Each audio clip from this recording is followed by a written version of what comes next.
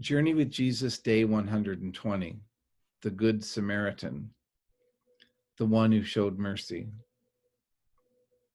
This is one of the most familiar of all the parables, along with the prodigal son, even though it is only in Luke. I'm sure you know it well, so there's no point in my summarizing it.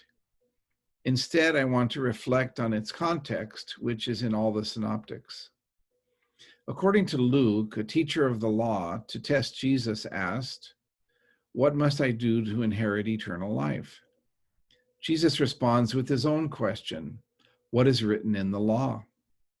The lawyer recites the Shema, the verse from Deuteronomy about loving God completely, that they attach to their foreheads and arms during prayer, as well as having on their doorposts. The lawyer adds, "and your neighbor as yourself," which is very unlikely because those words are not found in the Old Testament anywhere. Mark has a scribe and Matthew a Pharisee, being less subtle, instead asking Jesus a question with an obvious answer. What is the greatest commandment?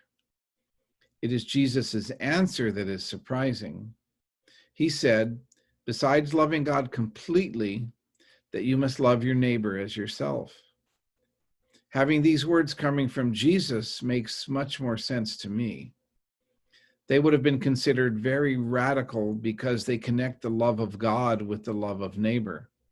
And the rabbis of that time would have never taught that. Finally, to justify himself, the teacher asked Jesus, "Who is my neighbor?" The parable of the Good Samaritan is Jesus's response.